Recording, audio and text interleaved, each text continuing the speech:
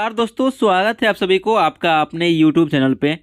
दोस्तों, आप सभी के लिए बहुत ही अच्छी खबर निकल कर आई है कि जो रेलवे की तरफ से जो वैकेंसी आने वाली थी एलपी का हुआ जो है जारी कर दिया गया, इसका जो नोटिफिकेशन है। तो चलिए आज के इस वीडियो में हम बताएंगे कि जो कितना वैकेंसी जो आया है और कौन कौन जो है फॉर्म भर सकता है और फॉर्म कब से भरा जाएगा और इसका जो लास्ट डेट है कब तक है। सारी जानकारी आज के इस वीडियो में बताएंगे।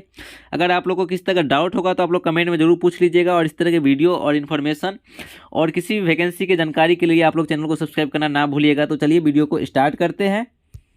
तो जैसा कि आप लोग देख सकते हैं, जो रेलवे की तरफ से जो वैकेंसी निकाली गई है उसका जो नोटिफिकेशन है वह इस तरह का है। इसमें लिखा गया है government of India ministry of railway, ठीक है। यहाँ पे आप देख सकते हैं रेलवे रिक्वायरमेंट बोर्ड्स, ठीक है। आप यहाँ पे देख सकते हैं कि जो इंपॉर्टेंट डेट्स है, यानी कि जो ओपनिंग डेट ऑफ एप्लीकेशन, यानी कि जो इसका जो एप्लीकेशन जो भरने का जो स्टार्टिंग डेट है वह 20 जनवरी 2024 से स्टार्ट हो रहा है। और इसका जो लास्ट डेट है, यानी कि जो closing date of submission of application, यानी कि जो एप्लीकेशन का जो लास्ट डेट है जो सबमिट करने का वो जो है 19 फरवरी रखा गया। यानी कि आप लोग को जो टोटल जो है 1 महीने का जो लगभग समय दिया गया है, तो इसके बीच में जो है आप लोग का जो है फॉर्म भर देना है, ठीक है। अब चलिए देख लेते हैं कि टोटल जो कितना वैकेंसी है और जो लेवल कितना का है। तो जैसा कि आप देख सकते हैं, जो वैकेंसी है यह असिस्टेंट लोको पायलट का है। इसमें जो है पे लेवल इन 7th CPC यानी कि लेवल 2 का वैकेंसी है, ठीक है। और इसमें अगर टोटल वैकेंसी की बात की जाए तो आप लोग को जो इसमें टोटल जो वैकेंसी है वह 5696 वैकेंसी आई है, ठीक है, जो कि बहुत कम ही वैकेंसी है। एक तो 4 साल पे वैकेंसी निकाली जाती है रेलवे की तरफ से और वो में भी इतना कम निकाला जाता है, ठीक है। यानी कि देख सकते हैं जो कितना कम वैकेंसी आई है। बट क्या कीजिएगा, आप लोग को भरना है तो भरना ही पड़ेगा। इतना वैकेंसी कम है या ज़्यादा है, आप लोग अगर तैयारी कर रहे हैं तो इसको किसी न किसी तरह से फॉर्म फिल करना ही है।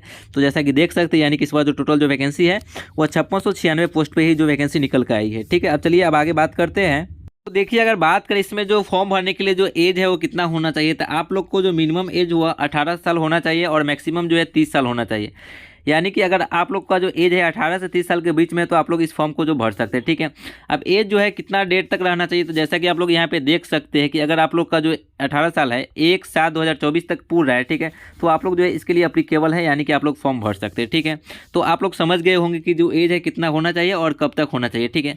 अगर बात करें मेडिकल का, तो मेडिकल में अगर आप लोग का जो आई विजन जो है 6/6 है तो भर सकते हैं विदाउट ग्लास का, यानी कि बिना ग्लास का जो है आप लोग को जो है 6/6 होना चाहिए, ठीक है। यानी कि जो आप लोको पायलट बनने जा रहे हैं, यानी कि आप ट्रेन का ड्राइवर बनने जा रहे हैं, ठीक है, तो आपका जो आँख का विजन होना चाहिए, यानी कि आँख का जो फ्रेश यानी कि देखने की जो क्षमता होना चाहिए वो पूरा के पूरा होना चाहिए, ठीक है। अगर इसमें अगर आप लोग को कम है, अगर 6/6 से कम है तो आप लोग इसके लिए एप्लीकेबल नहीं है, ठीक है। अब चलिए अब आगे बात करते हैं। तो देखिए, अगर बात करें इसका जो क्वालिफिकेशन क्या होना चाहिए फॉर्म भरने के लिए, तो इसमें आपको जो है मिनिमम जो है 10th पास होना चाहिए और उसके साथ जो है ITI होना चाहिए, ठीक है। अब ITI कौन कौन से ट्रेड से होना चाहिए, तो जैसा कि आप लोग यहाँ पे देख सकते हैं, आप लोग को 10th के साथ जो है ITI तो होना चाहिए, कंपलसरी है, वो NCVT से हो या SCVT से हो। उसमें जो है आप लोग का जो है फिटर से होना चाहिए, इलेक्ट्रीशियन से होना चाहिए, इंस्ट्रूमेंट मैकेनिक्स से होना चाहिए। आप लोग यहाँ पे देख सकते हैं, यानी कि जितना भी ट्रेड है वो यहाँ पे दे दिया गया है, ठीक है। अगर आप लोग जिस ट्रेड से होइएगा तो वीडियो पॉज करके आप लोग देख लीजिएगा कि मेरा इस ट्रेड में है या नहीं है, ठीक है।